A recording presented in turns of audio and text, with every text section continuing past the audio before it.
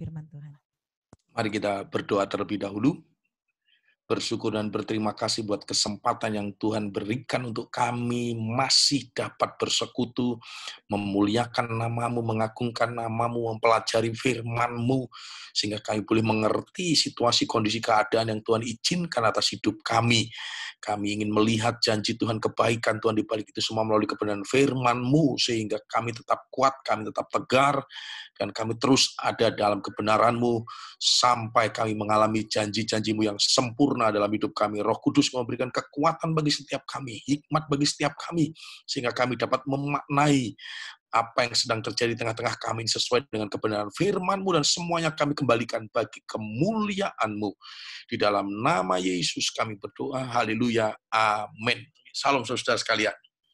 Nah, saudara yang dikasihi Tuhan Yesus Kristus, malam hari ini saya terbeban untuk sharing firman Tuhan dengan tema yaitu lembah adalah bagian dari perjalanan hidup, saudara. Ya, lembah adalah bagian daripada perjalanan hidup. Nah, kita maknai bahwa lembah itu adalah sesuatu yang tidak sesuai dengan harapan kita, kehidupan yang kurang nyaman, keadaan yang kurang serak, yang tidak sesuai dengan kemauan kita, saudara ya.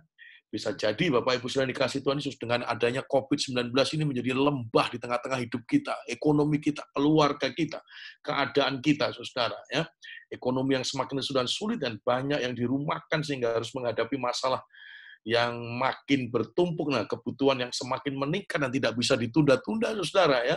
Lembah kehidupan itu rasanya sangat pahit dan tidak disukai. Tetapi Alkitab berkata bahwa kita dikaruniai bukan hanya untuk percaya, tetapi juga dikaruniai juga untuk mengalami penderitaan supaya kasih kita kepada Kristus makin dimurnikan. Nah, Bapak Ibu Saudara, mari kita melihat Alkitab kita di dalam kitab Keluaran pasal yang ke-15.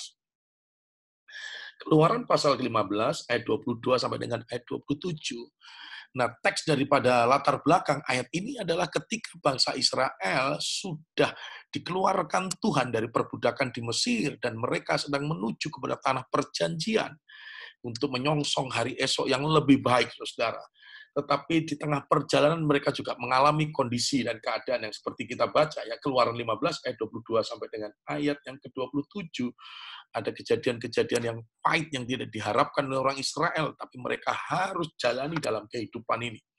Dikatakan dalam ayat 22, Musa menyuruh orang Israel berangkat dari Laut Teberau, lalu mereka pergi ke padang gurun Syur. 3 hari lamanya, dikatakan dalam Alkitab, 3 hari lamanya. Maka mereka berjalan di padang gurun itu dengan tidak mendapat air. Sampailah mereka ke Mara. Maka tetapi mereka tidak dapat meminum air yang di Mara itu karena pahit rasanya. Itulah sebabnya dinamai orang tempat itu Mara. 24. Lalu bersungut-sungutlah bangsa itu kepada Musa. Kata mereka, apakah yang akan kami minum?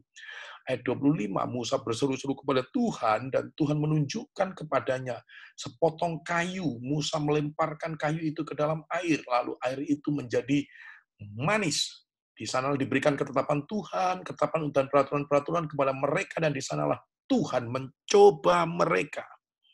26, firman-Nya, jika kamu sungguh-sungguh mendengarkan suara Tuhan Allahmu dan melakukan apa yang benar di matanya, dan memasang telingamu kepada perintah-perintahnya dan tetap mengikuti segala ketetapannya, maka aku tidak akan menimpakan kepadamu penyakit manapun yang telah kutimpakan kepada orang Mesir, sebab aku Tuhanlah yang menyembuhkan engkau. Ayat 27.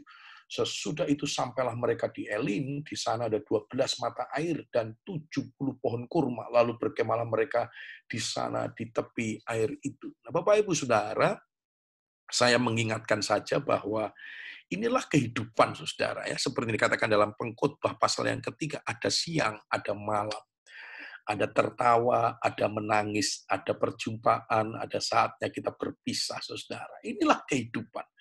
Bahkan Paulus sendiri di dalam Filipi pasal yang keempat, ayat 11-12 berkata, aku tahu apa itu kekenyangan, aku tahu apa itu kelaparan. Paulus juga berkata, aku tahu apa itu itu kelimpahan dan apa itu kekurangan, apa itu kekenyangan dan apa itu kelaparan, saudara. Artinya, Paulus pun juga mengalami masa-masa yang berbeda-beda. Nah, inilah musim-musim kehidupan, saudara. Ya. Kita tahu orang Israel keluar dari Mesir dipimpin oleh Tuhan dengan tiang awan di siang hari dan tiang api di malam hari. Tetapi faktanya ada satu area, ada satu tempat di mana bangsa Israel harus juga Bapak Ibu Saudara mengalami kondisi yang seperti ini, Saudara. Ya, dikatakan baru saja mereka mengalami kuasa Tuhan, dilepaskan dari Laut Merah, dari kejaran Firaun, Saudara.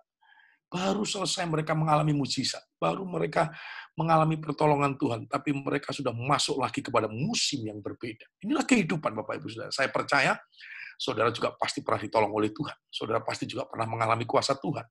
Tetapi juga kehidupan harus tetap berjalan dan pasang surut kehidupan, musim-musim kehidupan juga harus tetap kita jalani. Salah satunya dengan COVID-19 ini, Bapak Ibu Saudara. Kalau boleh itu dikatakan lembah, banyak tokoh-tokoh Alkitab, Saudara. Yusuf pun mengalami lembah, Daud mengalami lembah, ya, Yosua mengalami lembah, ada banyak tokoh-tokoh Alkitab. Ayub pun juga mengalami lembah-lembah kelam, saudara. Tapi inilah kehidupan, Bapak. Daniel juga mengalami lembah, saudara. Nah, oleh sebab itu, Bapak Ibu Saudara yang dikasihi Tuhan Yesus, Tuhan yang menyuruh Musa untuk meninggalkan Mesir ke Kanaan.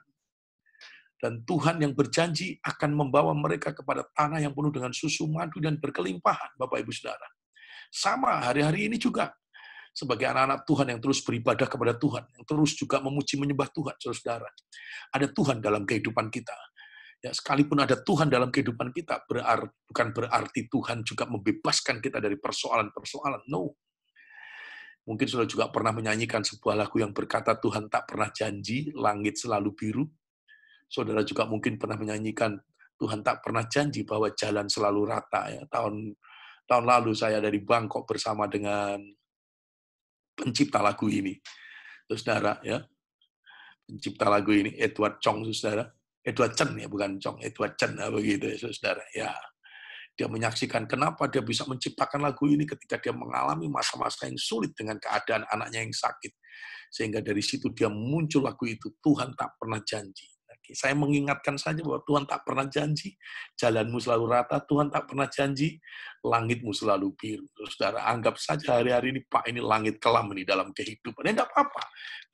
Tapi yang penting, saudara, Tuhan tetap menyertai, Tuhan tidak pernah meninggalkan, Tuhan tetap setia dalam setiap langkah kita, saudara. Nah, apa yang kita bisa pelajari dari lembah adalah bagian dari perjalanan hidup. Dari apa yang kita baca tadi, ternyata kita bisa mendapati perjalanan Israel sedang menuju perjanjian Tuhan, tanah perjanjian. Mereka juga mengalami lembah.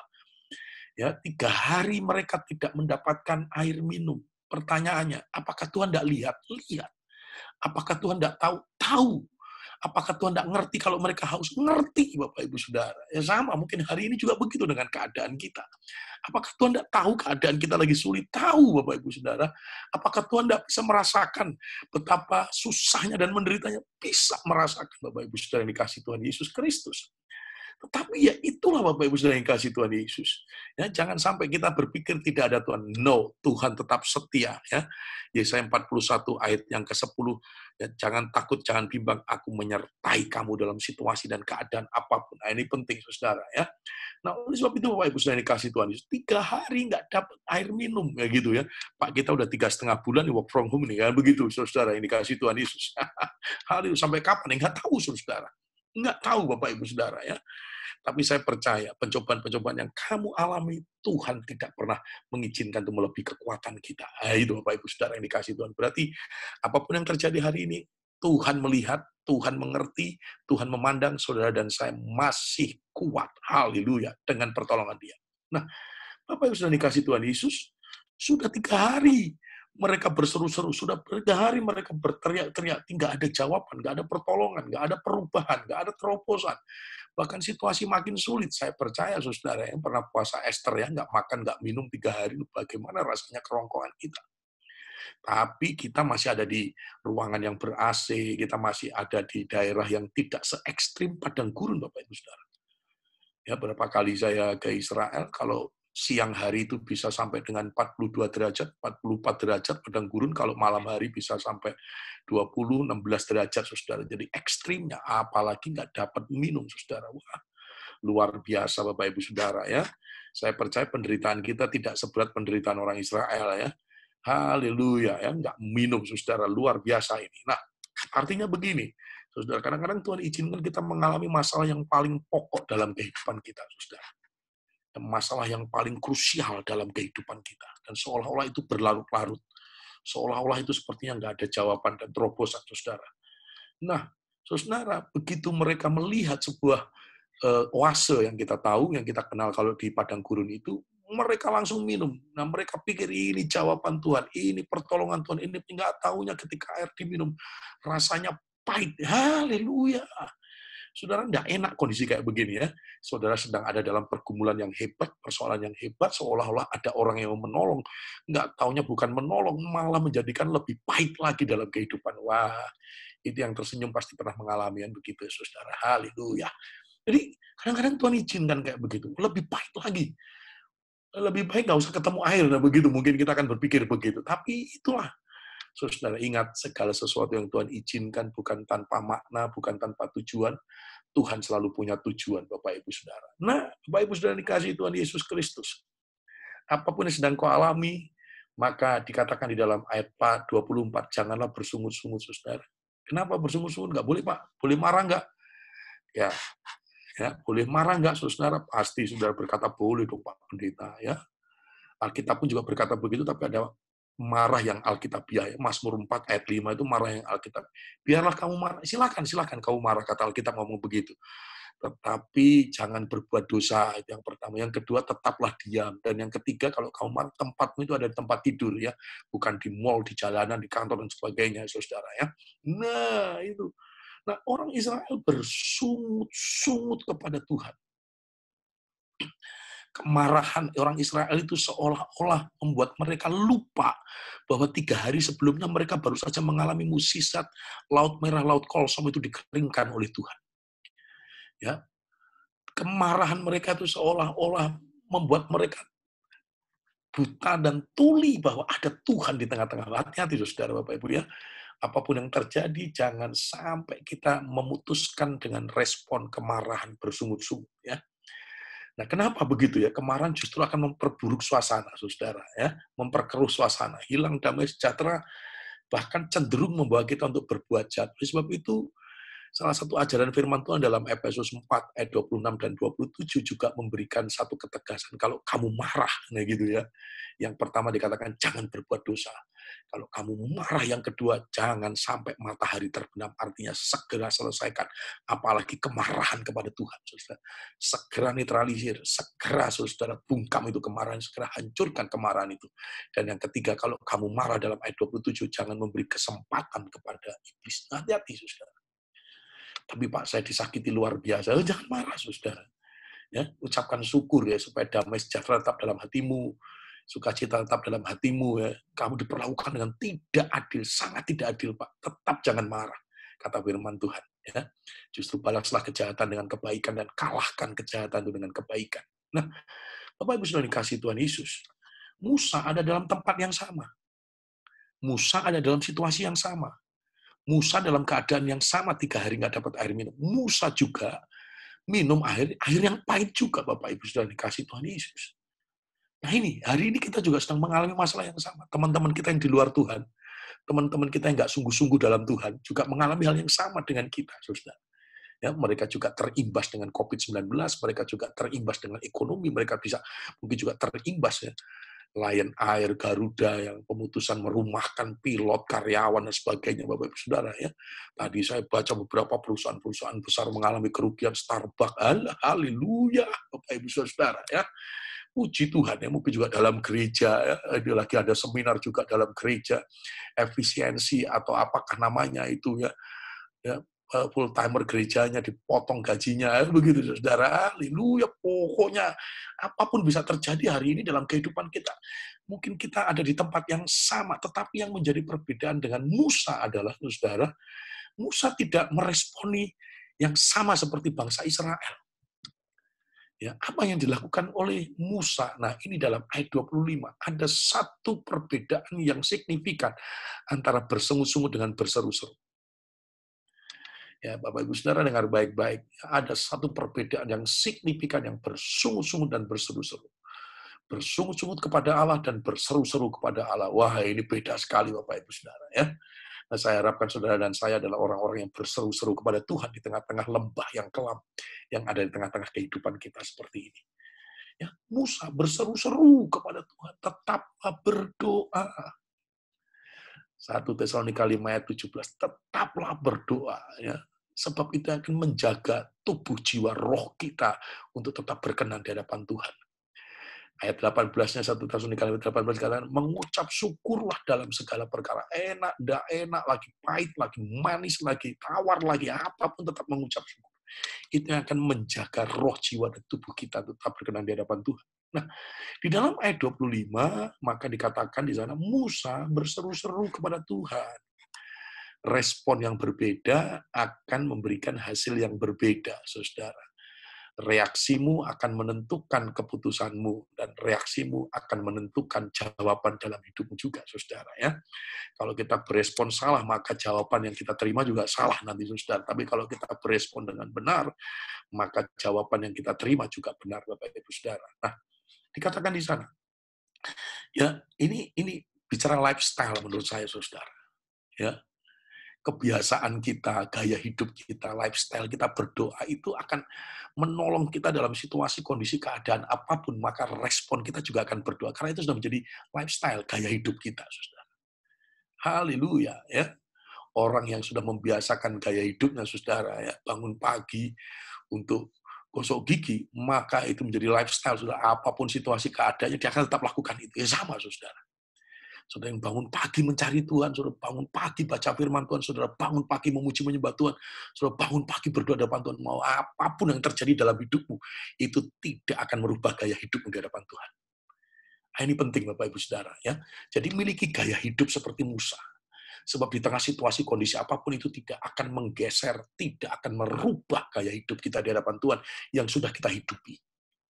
Nah, maka dikatakan saudara, di tengah respon seperti itu, Musa berdoa berseru-seru di hadapan sesulit apapun keadaan kita. Kalau itu sudah menjadi gaya hidup kita, lifestyle kita, maka doa akan tetap menjadi bagian dalam hidup kita. Walaupun kita sedang di tengah badai atau lembah yang sangat kelam. Nah, orang yang berdoa artinya adalah orang yang mengandalkan Tuhan. Orang yang berdoa artinya adalah orang yang mau melibatkan Tuhan. Orang yang berdoa adalah orang yang menginginkan Tuhan campur tangan dalam hidupnya. Orang yang berdoa adalah orang yang memiliki pengharapan akan kuasa perubahan yang bersumber dari Tuhan. Bapak Ibu Saudara. Ini penting. Ayo, jangan menjadi lemah dalam berdoa. Situasi apapun kita bertekad tidak akan membuat gaya hidup doa saya menjadi terdegradasi, gaya hidup saya terpopulasi, tidak terpolusi, tidak. Gaya hidup saya tetap berdoa di hadapan Tuhan. Nah, saudara, percayalah. Ya. Nah, saya mencatat dalam Lukas 11 ayat 9 sampai 13, saudara. Ini di dalam kitab Lukas ini dikatakan, oleh karena itu aku berkata kepadamu, mintalah, maka akan diberikan kepadamu, carilah, maka kamu akan mendapat, ketoklah, maka pintu akan dibukakan bagimu. Ayat 10, karena setiap orang yang meminta, menerima, dan setiap orang yang mencari, mendapat, dan setiap orang yang mengetok, baginya pintu dibukakan. 11, Bapa manakah di antara kamu, jika anaknya minta ikan daripadanya, akan memberikan ular kepada anaknya itu ganti ikan? Atau jika ia minta telur, akan memberikan kepadanya kalajengking? Jadi jika kamu yang jahat tahu memberi pemberian yang baik kepada anak-anakmu, apalagi Bapamu yang di surga, Ia akan memberikan Roh Kudus kepada mereka yang meminta kepadanya. Nah, kalau kita memahami daripada ayat ini bagian daripada yang disebut dengan doa, minta, ketok, mencari, saudara. Ya. Maka dikatakan, Tuhan sedang memberikan perbandingan. Ini Bapamu yang di dunia aja. Bapamu yang di dunia saja. Ya, saya punya anak satu, laki-laki, baru sekitar mau 5 tahun ini, saudara. Ya. Satu-satunya, haleluya.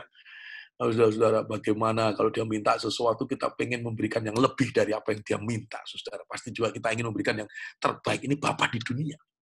Apalagi Bapamu yang di surga, kata Alkitab. Apakah kita nggak percaya ayat ini? Kita harus percaya ayat ini. Dia sanggup memberikan yang terbaik, bahkan melampaui dalam Efesus 3 ayat 20. Jauh melebihi apa yang kita doakan, dia sanggup berikan itu. Dan saya percaya saudara sudah pernah punya pengalaman-pengalaman dengan jawaban doa dari Tuhan. Tapi kalau lihat wajahnya ini masih ada nggak doamu yang belum dijawab Tuhan? Halo? Masih ada nggak? Oh, masih ya. Ketahuan dari wajahnya banyak pergumulan sudah. Haleluya. Nah, enggak apa-apa ya. Tetapi percayalah ya, semakin banyak pergumulan dan semakin banyak pengalaman mukjizat dengan Tuhan. Nah, begitu ya. Makin banyak meminta ya, makin banyak diberi. Ya, haleluya. Nah, oleh sebab itu saudara yang dikasihi Tuhan Yesus Kristus, dengar baik-baik. Ya, miliki respon yang benar. Doa membutuhkan kesabaran. Saudara, doa juga membutuhkan ketahanan untuk menunggu waktu kadang-kadang, karena Tuhan pasti kita pengennya cepat, saudara, cepat diselesaikan, cepat itu keinginan kita dalam, tapi Tuhan juga lebih tahu waktu yang tepat daripada keinginan kita, saudara. Haleluya. Saya diingatkan Tuhan tentang Yohanes pasal 11. Ya, ketika Maria dan Marta mendapati Lazarus lagi sakit, maka Maria dan Marta sudah memberitahukan kepada Yesus. Tetapi dalam Yohanes 11 ayat yang ke-6 itu, saudara, dikatakan, Yesus sengaja, sengaja dikatakan dalam Alkitab. Sengaja itu artinya perbuatan yang sudah direncanakan. Ya, jadi saudara, bapak-bapak kita ini nggak banyak, bapak-bapaknya kalau kita pulang ke rumah tanya istri, kok nggak ada makanan di rumah? Ya, itu jangan-jangan sengaja memang diatur, sudah direncanakan begitu, nggak ada makanan, saudara, begitu ya. Jadi kadang-kadang sengaja itu ya, kalau bapak-bapak belanja sama ibunya ya, Pak, kita kalau belanja ke Carrefour atau ke supermarket begitu ya, waktu di depan kasir ibunya alasan mau ke kamar kecil lah, mau kemana-kemana, kita sengaja dibiarkan di depan kasir, itu sengaja, Pak. Sudah direncanakan, tujuannya apa? Supaya bapaknya yang bayar, kayak gitu ya. Itu saya percaya ibu-ibu di sini baik-baik semua kalau lagi di rumah. Haleluya. Nah, oleh sebab itu, saudara, jadi ini sengaja, itu sesuatu yang sudah direncanakan.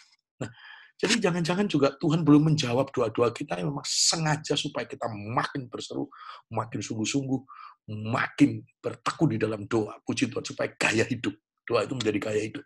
Sehingga dalam situasi, kondisi, keadaan, apapun, musim yang terpuruk, lembah apapun, kita tetap punya gaya hidup doa seperti Musa.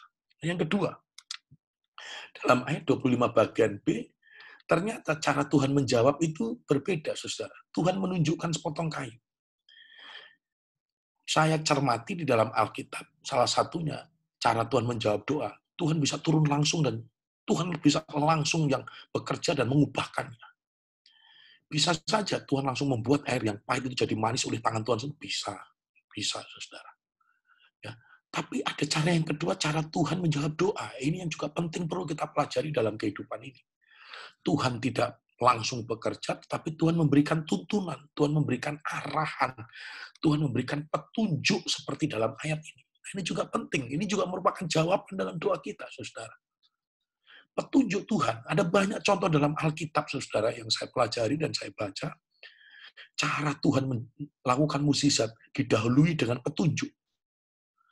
Ini kalau saya boleh catatkan di sini ya beberapa contohnya. Tuhan berikan petunjuk terlebih dahulu, ya. Tuhan berikan petunjuk terlebih dahulu. Dan salah satunya adalah ketika janda Nabi sudah nggak punya uang untuk membayar hutang buat anak-anaknya, dia sudah berseru kepada Nabi Elisa bagaimana caranya nih supaya dia bisa keluar dari jeratan hutang. Karena kedua anaknya mau diambil untuk menjadi pelunasan hutang, dia nggak tega, dia nggak inginkan itu terjadi.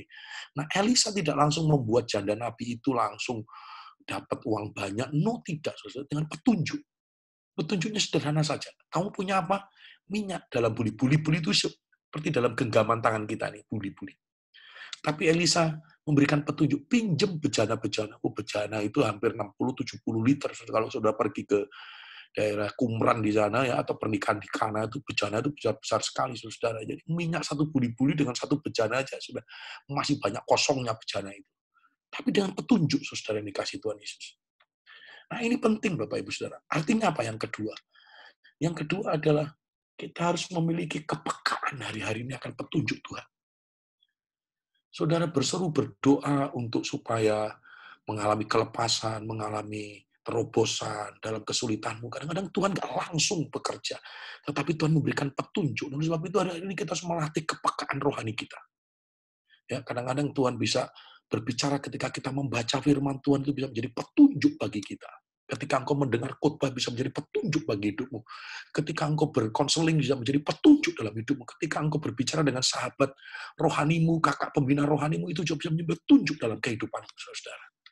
Petunjuk itu penting, Bapak Ibu Saudara yang dikasih Tuhan Yesus. Ya. Maka dikatakan di sana, saudara yang dikasih Tuhan Yesus, tidak ada hubungan kadang-kadang, Bapak Ibu Saudara. Ya. Kadang-kadang petunjuk Tuhan nggak masuk akal. Musa menghadapi oase dengan air yang pahit, tapi yang ditunjukkan sepotong kayu. Kadang-kadang petunjuk Tuhan itu nggak masuk logika kita. Nggak masuk nalar kita. Di mana letak hubungannya sepotong kayu dengan oase air yang pahit tadi itu? Nggak ada, saudara. Oh, itu kayu yang manis, nggak ada di padang gurun kayu manis, saudara. Nggak ada, saudara. Ya. Nah, petunjuk itu, Bapak, Ibu, saudara. Tapi itu petunjuk itu menjadi kunci penting untuk mengalami terobosan, mengalami mujizat. Nah, hari-hari ini kita harus lebih peka lagi untuk mendengarkan petunjuk Tuhan. Apa? Kadang-kadang sederhana, kadang-kadang sepele, tapi itu menjadi mujizat yang besar dalam hidup kita. Kadang-kadang saking sepelenya, kita malah mengabaikannya. Bapak, Ibu, Saudara, lihat. Kalau saya dan saudara jadi orang Mesir pada zaman itu dan melihat Musa mengambil kayu, pasti saudara dan saya berpikir, Musa ini sudah gila, Musa ini stres. Oase dengan air yang pahit cuma diambil sepotong kayu, udah gila nih. Nah, mungkin kita akan begitu, sampai menganggap remeh. Tapi kadang-kadang saudara, petunjuk itu sesederhana itu, Bapak Ibu Saudara. Ya, penting, itu cara Tuhan. Kalau kita nggak mendeteksi dengan detail, nggak mendeteksi dengan baik petunjuk ini, maka kita akan kehilangan kesempatan mujizat Tuhan. Kadang-kadang petunjuknya itu nggak sesuai dengan logika kita. Kamu pengen mengalami terobosan dalam hidupmu, ampuni orang menyakiti kamu. Ampuni, nggak benar ini. Kadang-kadang nggak sesuai dengan logika kita. Kadang-kadang begitu, saudara ya. Nah, tapi disinilah dituntut ketaatan, saudara ya. Saya bacakan ya, Mazmur 23 ayat 2 dan 4. Haleluya. Kita hari ini selesai jam 10 malam ya, semua siap ya. Haleluya. Oke. Ia membaringkan aku ke padang rumput yang hijau. Ia membimbing aku ke air yang tenang. Ia menyegarkan jiwaku, ia menuntun aku di jalan yang benar oleh karena namanya. Sekalipun aku berjalan dalam lembah kekelaman, aku tidak takut bahaya, sebab engkau besertaku, gadamu dan tongkatmu itulah. Jadi ayat ini, Bapak Ibu Saudara, latar belakang Mazmur 23 ya, kalau kita belajar teologi, Saudara. Setiap pasal-pasal dalam ayat di Mazmur itu, Saudara, itu selalu punya latar belakang konteksnya, Saudara. Latar belakang pergumulannya, latar belakang keadaannya, saudara. Jadi Mazmur 23 ini ditulis oleh Daud ketika memang dia betul-betul ada di lembah. Yang tadinya dia adalah seorang panglima perang, menantu raja, tetapi karena kebencian dan kedengkian Saul, akhirnya dia harus meninggalkan istana. Dia melepaskan jabatan sebagai panglima perang, dan dia drastis berubah dari orang yang hidup di istana, sekarang dia hidup di saudara gua-gua, bahkan dari pelarian, saudara mengalami keadaan yang paling. Dia tulis ayat ini, maka dia katakan, ia yang membimbing aku, ia yang menuntun aku, Bapak Ibu Saudara. Nah, oleh sebab itu, Bapak Ibu Saudara, di tengah-tengah lembah COVID-19, keadaan ekonomi yang sulit, dan keadaan-keadaannya semakin ini, harusnya yang kedua, miliki kepekaan untuk kita bisa dengan detail menangkap petunjuk Tuhan, saudara, ya, menunjuk untuk petunjuk Tuhan. Nah, ayat yang ke-25 berikutnya, nah Musa melemparkan kayu itu ke dalam air. Bayangin, sudah petunjuknya tidak sesuai dengan logika kita, lalu kita disuruh bertindak, Bapak Ibu Saudara. Tapi memang itu langkahnya, berseru, ya, tangkap petunjuk Tuhan dan lakukan apa yang ditunjukkan oleh Tuhan. Sederhana, Bapak Ibu Saudara. Hari ini juga sederhana. Hari ini juga sederhana, Bapak Ibu Saudara. Ya, keyakinan atau kepercayaan tidak membuat kita berhenti dengan tidak melakukan apa-apa, ya. Sebuah kepercayaan harus diikuti dengan sebuah tindakan. Kalau sudah percaya akan pertolongan Tuhan, sudah percaya akan ada perubahan, saudara percaya akan ada janji Tuhan yang luar biasa, maka bukan hanya berseru, tangkap petunjuk Tuhan, lalu lakukan apa yang ditunjukkan oleh Tuhan, saudara. Itu bentuk daripada kepercayaan kita. Nah, kadang-kadang melakukan itu kita belum berubah, saudara. Ketika Musa melempar kayu, kan belum berubah itu air yang pahit, saudara. Sama, waktu saya belajar di firman Tuhan juga begitu. 10 orang kusta dalam Lukas 14 yang disuruh Yesus ketemu kepada ahli-ahli Taurat, ya. Kamu pergi ke ahli-ahli Taurat sana, perhadapkan dirimu ke sana. Padahal mereka tahu kalau mereka dalam keadaan kusta, ketemu ahli-ahli Taurat, orang-orang Farisi, mereka akan dirajam batu. Tapi mereka melakukan apa yang diperintahkan Yesus. Meninggalkan Yesus masih dalam keadaan kusta. Dan Alkitab mencatat di tengah perjalanan, baru semua orang disembuhkan. Sama. Kalau hari ini pun saudara sudah melakukan apa yang ditunjukkan oleh Tuhan, ya saudara, Tuhan tahu waktu yang terbaik untuk membuat perubahannya. Sama Bapak Ibu Saudara yang dikasih Tuhan Yesus, ya. Dikatakan juga saudara yang dikasih Tuhan Yesus, ya. Ketika kalau Anda dan saya ada di dalam pesta pernikahan dalam Yohanes pasal yang kedua, saudara dan saya menjadi pelayan, ya. Bapak kita yang main keyboard ini menjadi pemimpin pesta, kan, ya, begitu kan. Pada waktu saudara menciduk air, gitu, ya, itu anggur atau masih air? Air, saudara. Karena pelayan-pelayan tahu yang disuruh masukkan Yesus itu air. Gitu. Jadi ketika dia menciduk air, dia tahu itu menciduk itu air. Tapi disuruh membawa kepada pemimpin pesta, saudara. Ya. Nah, ini Bapak Ibu Saudara dikasih Tuhan. Kadang-kadang kita dibutuhkan tindakan-tindakan yang seperti ini, Bapak Ibu Saudara. Ini air, kita tahu ini pahit. Ini cuma kayu. Ya, ini hanya air yang tadi saya masukkan ke dalam bejana. Tapi Yesus berkata, tunjukkan kepada pemimpin pesta itu. Wah, pada waktu dia menciduk, dia melangkah, nggak tahu perubahannya. Ini silent movement. Ya, diam-diam kegerakan Tuhan. Kadang-kadang Bapak Ibu Saudara. Kita nggak pernah tahu tiba-tiba yang buta melihat, yang tuli mendengar. Bagaimana caranya? Tapi itulah Bapak Ibu Saudara. Ya, Musa melemparkan kayu itu. Nah, bagian saudara dan saya kalau dari ini taat melakukan apa yang ditunjukkan oleh Tuhan, saudara. Mukjizat itu bagiannya Tuhan. Mukjizat itu bagiannya Tuhan. Mungkin hari ini kau seperti pelayan, yang kau cedok itu dengan gayungmu itu adalah air. Tapi yakinkan dirimu ketika engkau melangkah untuk melakukan apa yang ditunjukkan Tuhan. Tuhan sanggup membuat air itu menjadi anggur yang termanis, Bapak Ibu Saudara. Haleluya. Nah ini Bapak Ibu Saudara.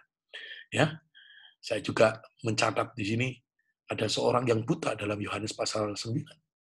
Seorang yang buta. Ya, ketika ketemu Yesus, disuruh pergi. Basuh mukamu di kolam Bethesda di sana. Padahal waktu dia meninggalkan Yesus, masih buta. Tiap hari dia mandi, pagi, siang, sore, mungkin begitu. Tiap hari matanya kena air. Tapi ketika dia berjumpa dengan Yesus, dia disuruh basuh mukamu itu di kolam Bethesda. Waktu dia melemparkan, waktu dia melakukan, waktu dia berjalan meninggalkan Yesus. Dan dia melakukan apa yang diperintahkan. Air pertama mungkin, air kedua, dan air ketiga tiba-tiba matanya yang buta bisa melihat. Bapak Ibu Saudara. Nah, ini Bapak Ibu Saudara, ya. Jadi lakukan apa yang diperintahkan Tuhan. Kalau kita melakukan bagian kita, maka Tuhan juga akan melakukan bagian. Dan apa yang terjadi di dalam ayat 25 yang pahit tadi menjadi manis. Lihat Bapak Ibu Saudara, yang pahit tadi menjadi manis. Tuhan sedang menguji ternyata di dalam ayat 25 terakhir. Haleluya. Jadi kalau doamu belum dijawab-jawab, itu sedang mencoba kali. Kalau hari ini lagi, Tuhan pahit lagi, ya sedang mencoba juga, nggak apa-apa gitu kan. Tuhan beri aku kekuatan, ya gitu ya. Tuhan beri aku kesabaran, Tuhan beri aku ketabahan, sebab aku percaya yang paling manis sedang kau siapkan dalam hidupku. Nah begitu saudara. Ya, tapi percayalah saudara, sebab percaya yang pahit bisa menjadi manis. Yes, Tuhan sama, tidak pernah berubah. Kalau dia bisa lakukan pada zaman Musa, dia juga bisa lakukan pada zaman kita hari ini. Kuasanya tidak pernah berubah. Nah, saya lanjutkan, saudara. Dalam ayat yang ke-26, masalah yang pahit menjadi manis sudah selesai. Masalah mereka tidak mendapatkan air minum sudah selesai.